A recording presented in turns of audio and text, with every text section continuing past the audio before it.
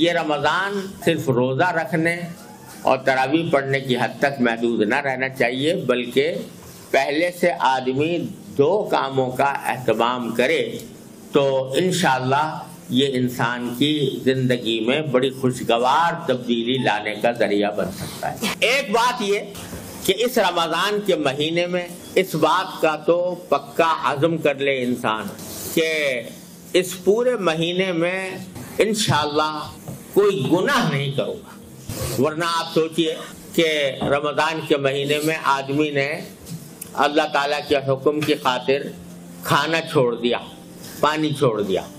کھانا حلال تھا کہ حرام تھا؟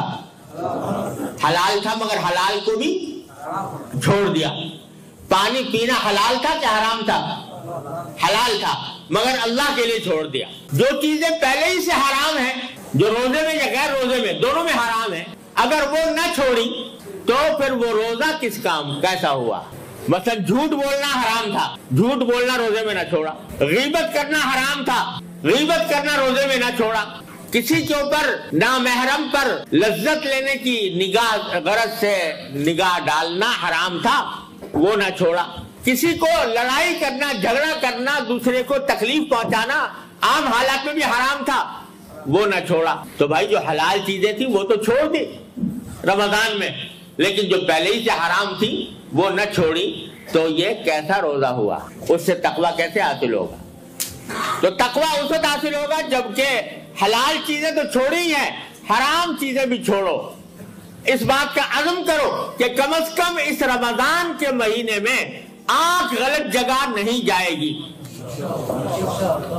زبان کوئی غلط بات نہیں بولے گی، کان کوئی غلط بات نہیں سنیں گے، اور منہ میں کوئی حرام لقمہ نہیں جائے گا۔ یہ کیا بات ہوئی کہ سارا دن تو روزہ رکھا اور افطار کیا حرام غذا سے، ایسے آمدنی سے جو حرام تھی اس سے افطار کیا، دھوکہ دے کر فرض کرو کمائی حاصل کی وہ حرام، سود کھا کر کمائی حاصل کی وہ حرام، قمار کے ذریعے حاصل کی یا اور کسی غیر شرعی طریقے پر حاصل کی وہ حرام۔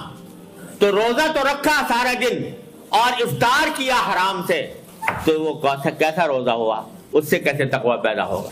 لہذا اس بات کا اہتمام کرو کہ اللہ تعالی ہم سب کو اس کی اپنے فضل و کرم سے توفیق عطا فرمائے۔ رمضان کا مہینہ اس طرح گزرے گا کہ کوئی گناہ نہیں ہوگا، اور اس کے لیے اپنی پوری ہمت کا مظاہرہ کرنا ہوگا کہ اسی طرح جیسے شدید پیاس میں پانی پینے سے پرہیز کرتے ہو، اسی طرح گناہ کے ارتکاب سے بھی پرہیز کر کے دیکھو کرو، تو یہ رمضان کا مہینہ اس کی تربیت اور اللہ تعالیٰ کے ساتھ تعلق مضبوط کرنے کا بہترین ذریعہ بنے گا۔